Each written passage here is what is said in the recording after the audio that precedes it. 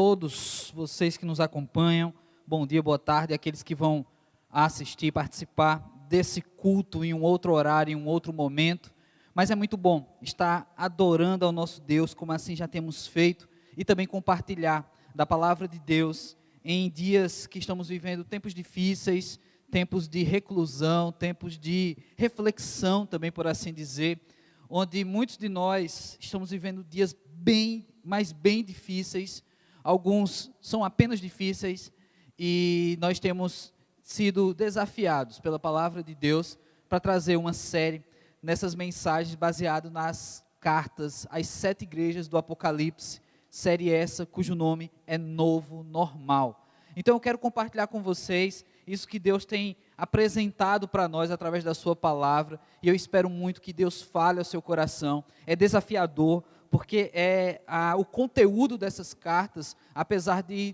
ter ali sempre uma sequência lógica, com remetente, destinatário, reconhecimento de Deus, das lutas daquela igreja, reconhecimento de Deus também do que aquela igreja tinha feito e estava acertando na sua caminhada, mas você também tem uma palavra de exortação de Deus, você tem uma palavra de Deus falando das consequências daqueles que desobedecerem ou permanecerão desobedecendo a Deus depois dessa palavra, e você no final tem a recompensa para aqueles que se voltarem, aqueles que caminharem, permanecerem caminhando com Deus.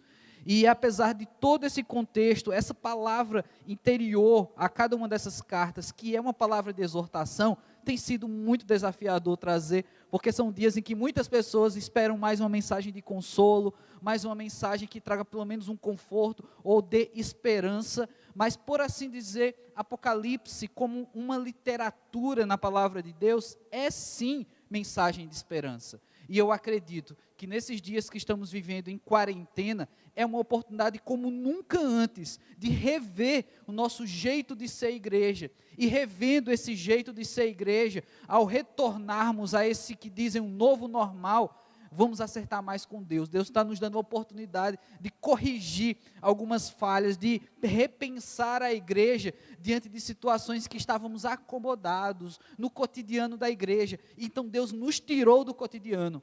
De algum modo temos algo, uma chance a melhorar. Então vamos melhorar. Por isso essa série. E hoje nós vamos para a terceira igreja dessas cartas apresentadas às 7 igrejas do Apocalipse. Nos últimos 2 sábados, nós já falamos carta dirigida à igreja em Éfeso e a carta dirigida à igreja em Esmirna. E agora, hoje, nós vamos falar da carta dirigida à igreja em Pérgamo. Então acompanhe comigo essa leitura, Apocalipse, capítulo 2, a partir do versículo 12, que diz a palavra de Deus.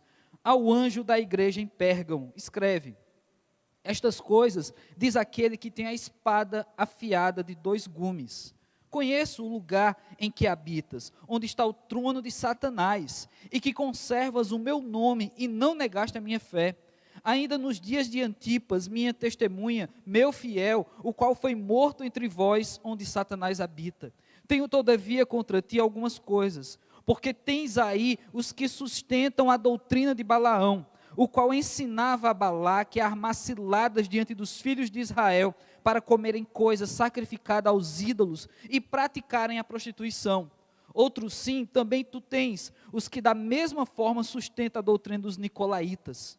Portanto, arrepende-te, senão venham a ti e sem demora, e contra eles pelejarei com a espada da minha boca. Quem tem ouvidos, ouça o que o Espírito diz às igrejas. Ao vencedor, dar-lhe-ei um maná escolhido, bem como lhe darei uma pedrinha branca, e sobre essa pedrinha escrito o nome novo, o qual ninguém conhece, exceto aquele que o recebe. Deus amado, aplica a tua palavra, Senhor Deus, em nossos corações, ó Pai, que ela encontre um espaço muito especial dentro de cada um de nós, e assim ela cresça, desenvolva, e que a gente consiga ainda mais acertar contigo, ainda mais entender o teu recado, a tua mensagem para os nossos dias. É assim que nós oramos, em nome de Jesus Cristo, amém. Então, nessa terceira carta, às igrejas do Apocalipse, essa terceira mensagem da nossa série, o Novo Normal, nós temos apresentado aí mais uma cidade, mais um local, e essa igreja então ela se localiza em Pérgamo. É interessante, porque para cada uma das cidades que temos visto, tem detalhes dessas cidades que influenciam muito em todo aquele contexto da igreja local, da igreja que se desenvolve, recebe os desafios daquela cidade. E Pérgamo não está diferente das outras cidades pela qual nós já falamos, já trouxemos aqui. Pérgamo era uma importante e estratégica cidade. Lembra que as outras duas cidades eram cidades portuárias e que tinham uma movimentação comercial muito forte e por assim também religiosidade, diversidade, muitas coisas que afetariam as práticas das igrejas. Já Pérgamo, ela não era uma cidade com essa importância que trazia o comércio, mas ela era uma importante cidade política. Na verdade, era considerado a capital política da Ásia. Pense nos tempos antigos e a Ásia como todo um continente, e a Pérgamo seria a capital, a cidade mais importante de todo esse povo. E nessa cidade, a importância dela não era por acaso. Foi lá que deu início, foi o primeiro lugar no mundo a ter pessoas cultuando um imperador. Foi ali que começou esse mal.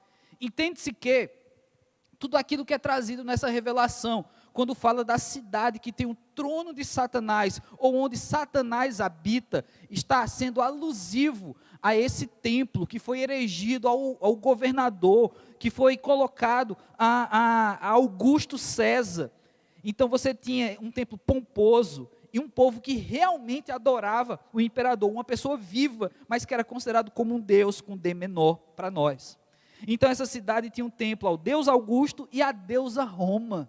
E esse ambiente de uma adoração ao imperador, então entende-se que na teologia isso impulsionou nessa revelação a pensar que esse era um ambiente satânico. Era uma cidade que tinha uma adoração satânica, pois aquele homem que se dizia Deus, ele estava tentando apagar a adoração das pessoas ao único e verdadeiro Deus, roubando para si essa glória, ou querendo roubar para si essa glória. Portanto, um Satanás, um inimigo, um adversário da verdadeira fé dos verdadeiros cristãos. Mas isso, nessa cidade, não era o único ponto de adoração. Era também nessa cidade que tinha um gigantesco altar dedicado a Zeus. E é interessante esse altar dedicado a Zeus, porque era conhecido nessa cidade sacrifícios que era feito com queima de carne de animais diariamente e sem parar. 24 horas por dia eram feitos sacrifícios, um após o outro. Os historiadores falam que essa cidade era vista de longe, porque tinha um nevoeiro, uma fumaça que cobria ela, e quem estava nessa cidade sentia cheiro de carne em todos os lugares da cidade. A cidade tinha então esse perfume estranho de carne sendo queimada em sacrifício a Zeus. Então olha que contexto que nasce então essa igreja, a cidade de Pérgamo. Ainda tinha outros altares, outros templos dedicados a Atenas, a Dionísio e a Asclépio, que é o deus da fartura. Então, olha que cidade satânica, no sentido de ter vários deuses, incluindo adorando o imperador, adorando a cidade, adorando o poder de um homem. Então, dentro desse contexto, é que você tem, então, essa igreja, a igreja em Pérgamo, a igreja que recebe, então, essa revelação, essa palavra de Deus dirigida ao seu contexto. E talvez isso tenha muito a ver com nós, com cada um de nós que também temos uma fé, que também temos uma membresia, participamos de uma igreja mergulhada em cidades, em situações onde há vários templos de adoração, há vários templos de culto dedicado a deuses homens, a outros deuses, e por assim dizer, em vários lugares do mundo todo existem templos onde, assim como nós temos aqui, são dedicados à adoração a Satanás. Então, esses dias não são muito distantes de realidade, qual os nossos dias. Nós também temos enfrentado dificuldades para mantermos a nossa fé. E uma coisa que eu tenho falado em toda essa série, é que essa carta é dirigida aos membros da igreja. É importante sempre lembrar isso e frisar, porque daqui a pouco nós vamos entrar no contexto e na sequência desse texto, e vamos perceber que é apontado aqui um tipo de prática, um tipo de falha das pessoas, e como eu estou falando tanto sobre a cidade de Pérgamo, pode fazer com que o leitor pense, não, isso é um problema da cidade. Esse problema estava dentro da igreja. Esse problema estava acontecendo com pessoas da igreja, trazendo costumes da cidade para dentro do seu ambiente de adoração ao único e verdadeiro Deus.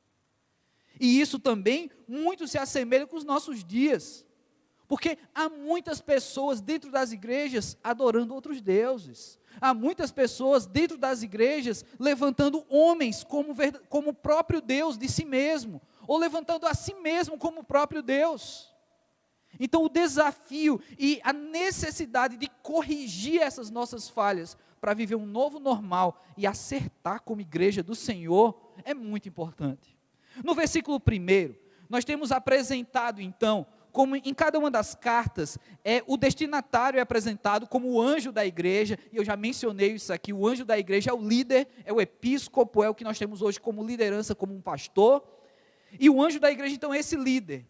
E aquele que escreve a carta, ou seja, o remetente do recado aqui, da mensagem, essa revelação é sempre Jesus Cristo, o próprio Deus, se revelando com um atributo relacionado a tudo que ele vai falar nessa carta. Agora, olha o atributo que é dado à igreja em Pérgamo. Aquele que tem a espada afiada dos dois lados, uma espada afiada de 2 gumes. Então, quando você pensa, você nem precisa ser expert em teologia, mas quando você pensa que alguém está se apresentando como alguém que é uma espada, ou que tem uma espada, você já deve imaginar que alguma coisa está por acontecer. Essa espada será usada para alguma coisa. Porque o texto não apresenta Jesus Cristo como aquele que tem um escudo, como aquele que tem uma Bíblia, aquele que tem uma espada, e uma espada afiada dos 2 lados. Ela tem uma razão de existir aqui. Ela tem um motivo para estar inserida a esta igreja. Algo muito ruim está acontecendo. E perceba que na palavra de Deus, toda vez, no Antigo Testamento, no Novo Testamento, em que Deus, ou o próprio Jesus, age com bastante energia, que Deus age com força, significa que algo está sendo contrário à vontade desse Deus, também com muita força. Ou seja, pecados extremamente fortes, extremamente agressivos à divindade, agressivos àqueles que creem em Deus, pessoas, ou à própria posição de adoração que devemos ter como abaixo de Deus. Toda vez que esse pecado ele é agressivo, ele é forte, a ação de Deus é agressiva e é forte, porque Deus é justo. Não tem como esperar de Deus uma resposta branda, se você, estamos agindo contra Deus, ou agindo contra o que Deus nos ensina, contra o amor de Deus por nós, de forma severa.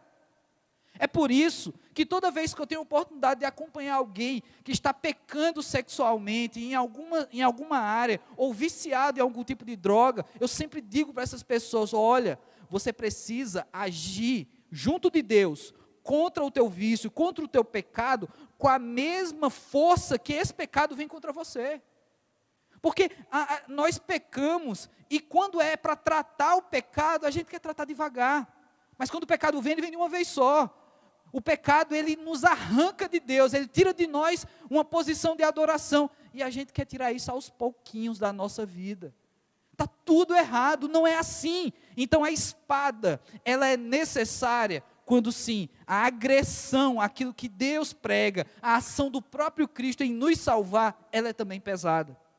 E aqui nós temos então apresentado esse que vem com uma espada, afiada dos 2 lados, não é uma espada qualquer, é uma espada de batalha altamente letal aqui no contexto.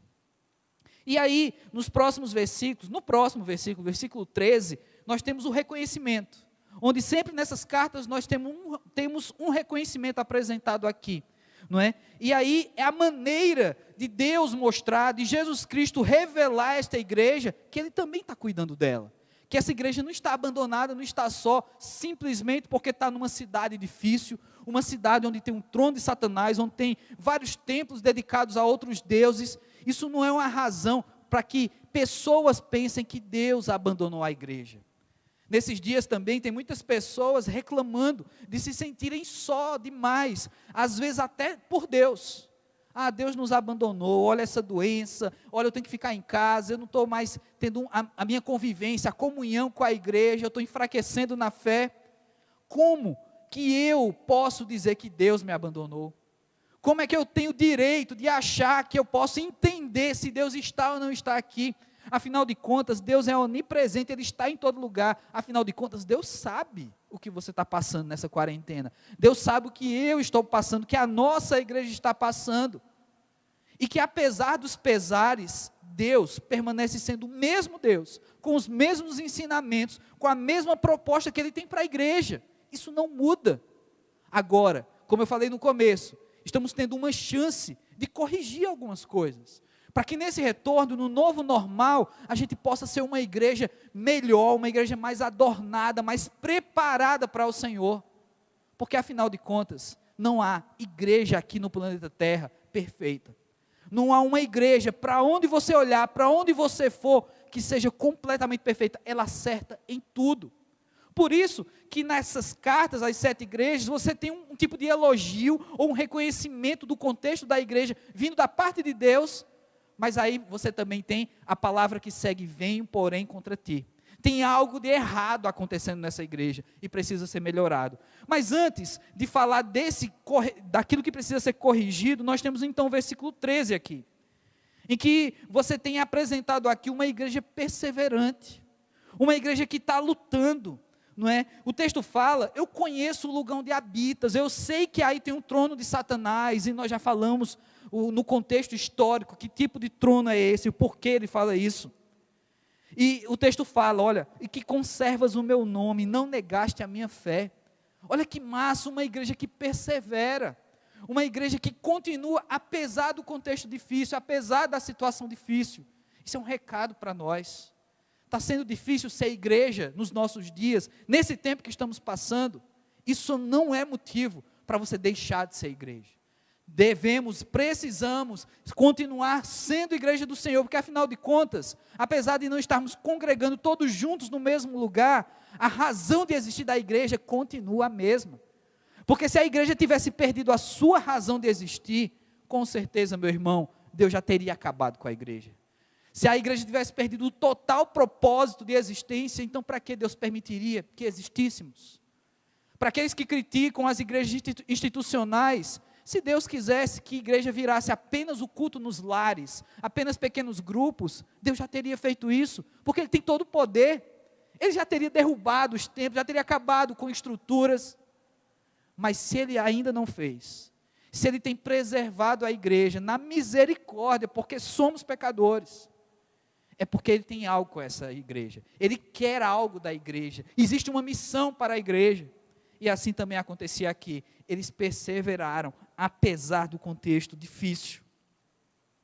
E aí fala: vocês não negaram a minha fé, ainda nos dias de Antipas, minha testemunha, meu fiel, o qual foi morto entre vós, onde Satanás habita. Essa cidade, ela era opressora. Essa cidade oprimiu a igreja a tal ponto que um importante líder, pregador, foi morto por causa desse todo ambiente de opressão. Ainda assim, essa igreja não arredou o pé de dizer: eu sou do Senhor, eu pertenço a Deus.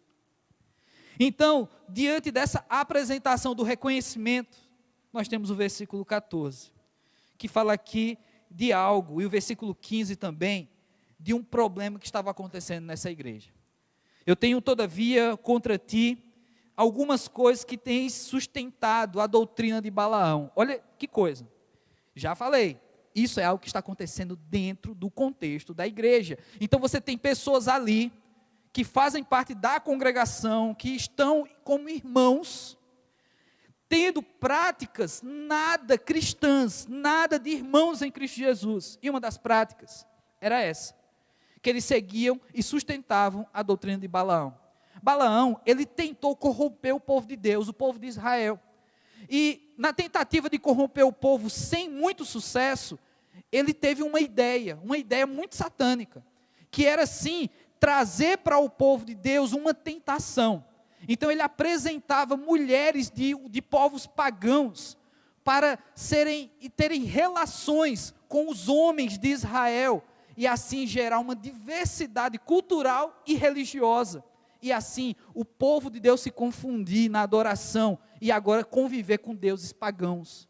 Então essa mistura de raças, em tempos de guerra, no tempo de Balaão, tinha também esse intuito, de desfazer com a religião daquele povo. Então esse tipo de prática estava acontecendo na igreja em Pérgamo.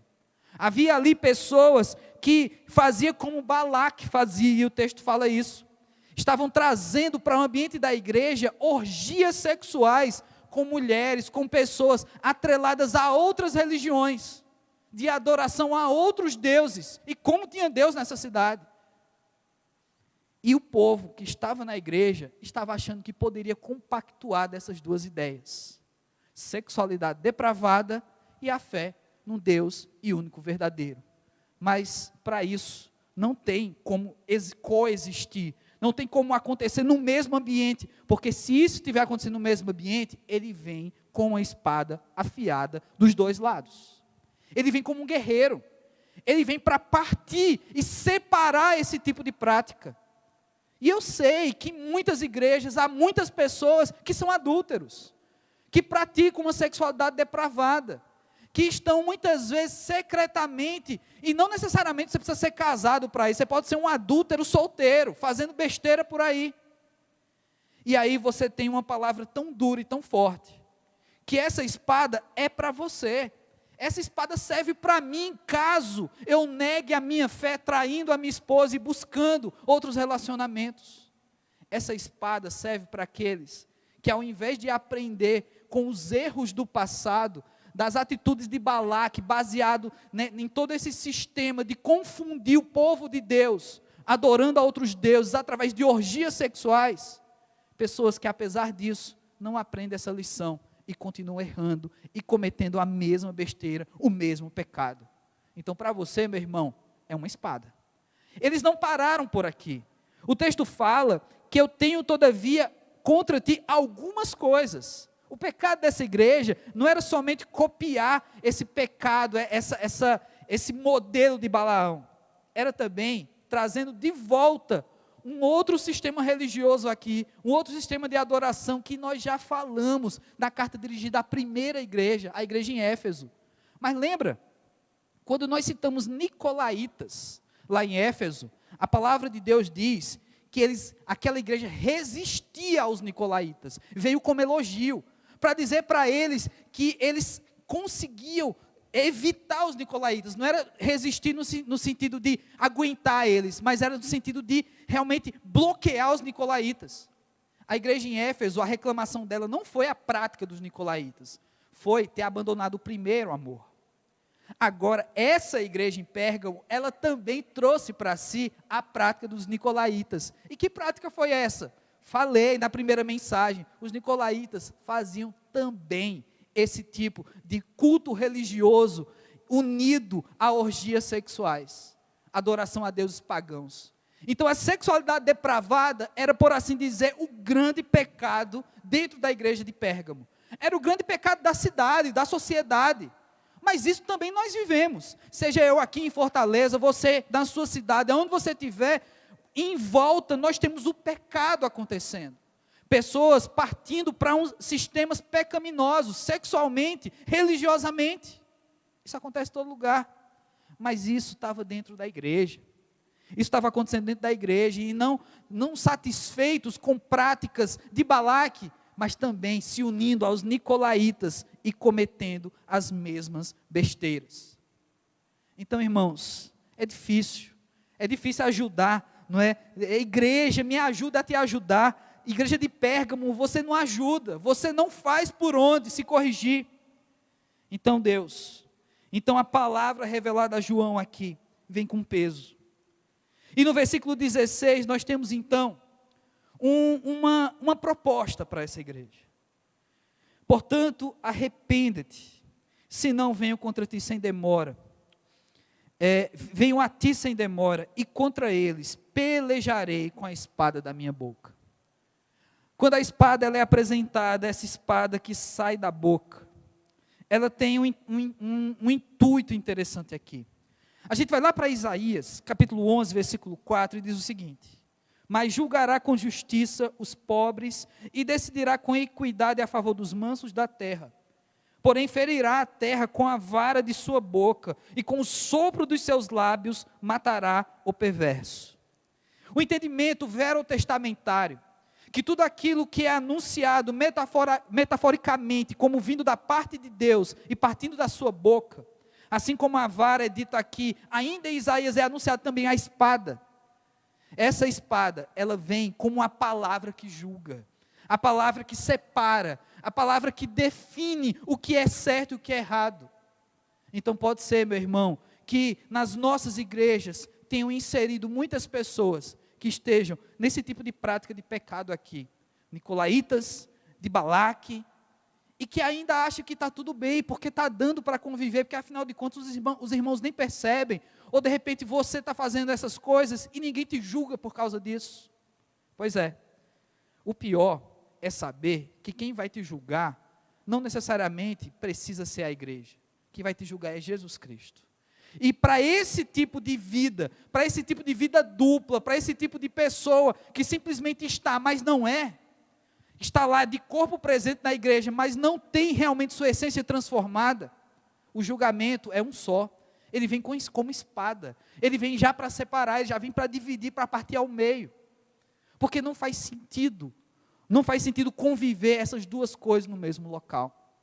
Então você, meu irmão, você, minha irmã, você que tem adorado a dois deuses, a dois senhores, e um deles é o Deus da sexualidade, fique sabendo disso.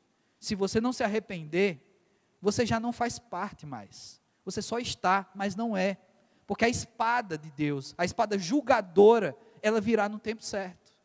E aí não sou eu quem vai dizer isso, não sou eu quem vai determinar o dia e a hora que isso vai ter que acontecer, mas isso deveria nos trazer pelo menos um certo medo, uma certa postura que devemos ter diante de Deus.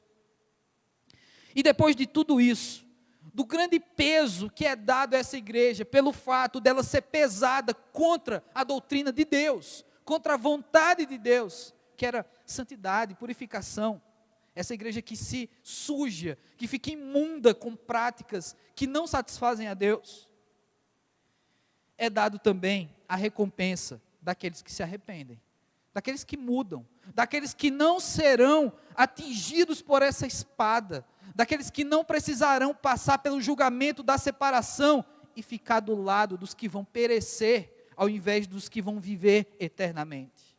Pois é, existe um prêmio para esses. Versículo 17, quem tem ouvidos, ouça o que o Espírito diz às igrejas. Ao vencedor, dar-lhe-ei o maná escondido. E o maná escondido, nós temos esse algo precioso.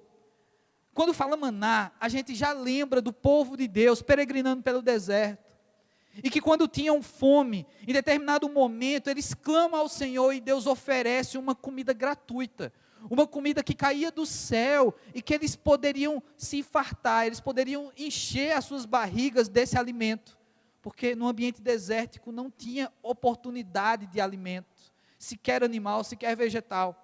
Então ali vinha algo do céu, uma bênção, um mover de Deus sobrenatural para alimentar o seu povo. Mas essa história continua e o povo enjoa até do maná de Deus, e eu não quero entrar nessa. Aqui diz que ao vencedor, aqueles que vão permanecer sem se sujar, ou aqueles que mesmo se sujando, se arrependem, mudam de vida dessa igreja, lá em Pérgamo, os vencedores, eles vão receber esse maná escondido. Esse maná escondido é, por assim dizer, muito mais especial do que o maná que caía do céu. Esse maná escondido é o pão da vida, é a salvação, é aquilo que ainda estava por ser apresentado, aquilo que estava por ainda ser revelado a cada um deles. É muito precioso. Não é um maná que cai do céu no deserto, é um maná que vai para a tua vida, é um maná que vai para aquele que vence junto com o Senhor. É a salvação, é a vitória. E além dessa vitória, ele também diz, o vencedor dessa igreja, eles têm 2 prêmios, né? Até agora, os vencedores, eles tinham um prêmio, agora essa igreja tem 2, ele também ganharia uma pedrinha branca, e nessa pedrinha branca teria um nome desconhecido às outras pessoas, só saberia o nome aquele que recebe esse prêmio. E nesses tempos, a pedrinha branca, ela era como uma medalha que era dada em diversos tipos de situações, ocasiões. Ela, por exemplo, a pedrinha branca, era uma forma de mostrar que aquela pessoa ela foi absolvida de um julgamento. Olha que interessante. Pessoas absolvidas de julgamento recebiam essa pedra branca com um nome, dizendo, olha, você agora tem isso como uma prova. Você não será aniquilado, você não passará pela paga do crime ou do julgamento, do resultado desse julgamento. Você foi absolvido. Isso tem tudo a ver com essa igreja, porque essa igreja está sendo julgada. Pessoas dessa igreja por práticas pecaminosas. Mas o vencedor vai receber a absolvição, vai receber a prova de que eles foram realmente perdoados. A pedra branca, naqueles dias, era também dada a um pobre que tinha direito de receber alimento grátis. Era como se fosse, eu vou inventar uma coisa aqui, porque isso talvez não tenha no nosso país, talvez tenha em algum outro país, mas é como se fosse um Bolsa Família, não é? E a pessoa que era pobre, não tinha condições de ter o próprio sustento, ele recebia uma pedrinha branca, e essa pedrinha provava que ele tinha alimento grátis, então ele podia ir no mercado, e com aquela pedrinha branca, ele recebeu o alimento, porque ele não tinha condições.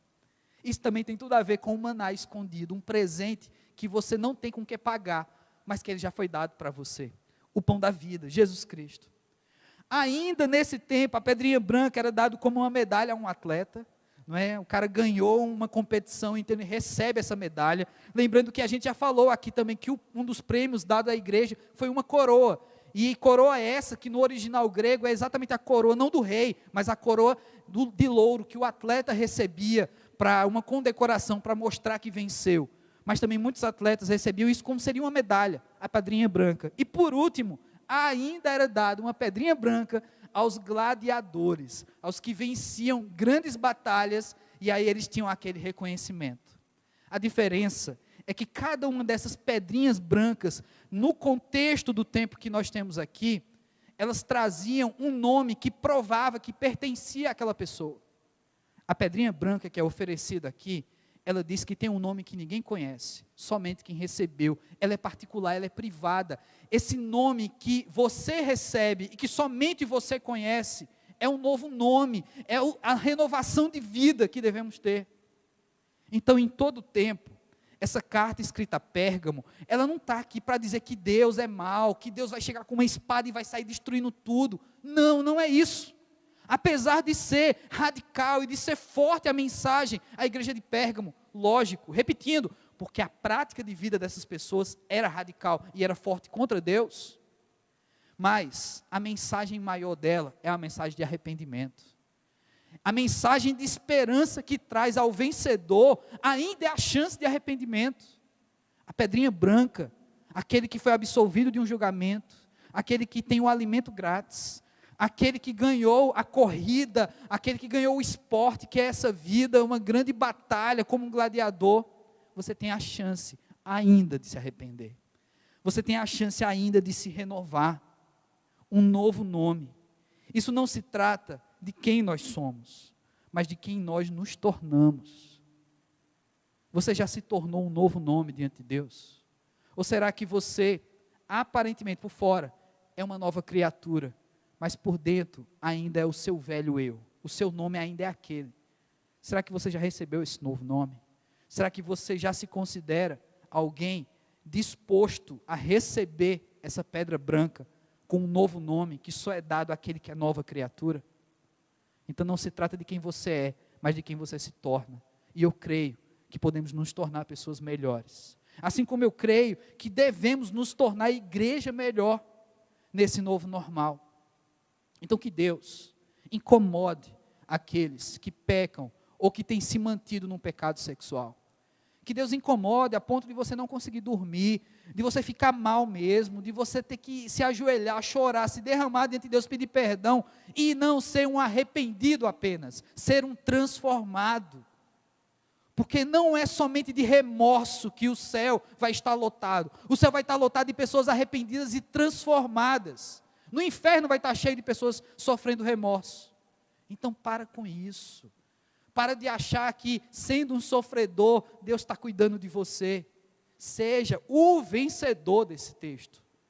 Sofredor já são os derrotados. Sofredor são aqueles em que a espada vai agir com bastante força. Esses vão sofrer e vão sofrer eternamente. Seja o vencedor desse texto. E essa não é uma mensagem triunfalista, porque isso não tem nada a ver comigo. Eu não estou querendo fazer isso para fazer você se sentir bem. Agora eu sou o vencedor. Não. Porque talvez você seja o maior de todos os perdedores. Porque você está vendo o pecado, está consumindo o pecado e está achando que está tudo bem. Derrotado, você é perdedor. Eu estou te falando que Deus está dando a chance para você pegar essa pedrinha branca e também ser um vencedor. Não estou dizendo que você já é, mas que você pode se tornar. Então se torne esse vencedor. Pegue essa pedrinha branca, e que, como diz aqui o texto, só você vai saber o nome que está nela. Ela é sua, ela é particular. As pessoas não vão ver que você está com essa pedrinha branca, mas as pessoas não precisam ver. Deus é que precisa te entregar essa pedra, e somente você e Deus vão saber que você recebeu essa pedrinha branca. Então vamos orar, vamos clamar ao nosso Deus por absolvição de pecados, por regeneração de vidas, para que Deus nos livre desse pecado da imoralidade que tem assolado as igrejas, tem destruído famílias, tem nesse período da quarentena exacerbado práticas pecaminosas. Vamos orar, vamos clamar, vamos realmente nos derramar. E se você que está me ouvindo agora faz parte desse contexto, desses perdedores, eu te ofereço a chance, que não é minha, não sou eu, não tenho direito sobre isso, mas a palavra fala de viver um verdadeiro arrependimento, para receber uma verdadeira pedrinha branca. Então receba isso na sua vida, mas que seja genuíno, que você não viva como uma pessoa que se arrepende e volta, porque isso não é arrependimento. Vamos orar então ao nosso Deus. Pai, nós queremos nos apresentar diante de Ti, Senhor Deus, porque Deus, tem sido dias difíceis, muitas vidas perdidas, famílias em luto, pais de família, mães, sem conseguir pagar as despesas do lar, sem conseguir muitas vezes comprar o pão de cada dia, Senhor Deus. Ao passo, ó Pai, que também tem pessoas que estão conseguindo sobreviver, alguns passar até bem nesses dias de quarentena. Mas, Senhor, independente de quem está passando bem ou passando mal na quarentena, daquilo que Tu tens nos falado nessa noite, Senhor Deus, cabe a todos nós, ó Pai. É necessário, Senhor Deus, um genuíno arrependimento, uma verdadeira mudança de vida, Senhor Deus, na Tua igreja.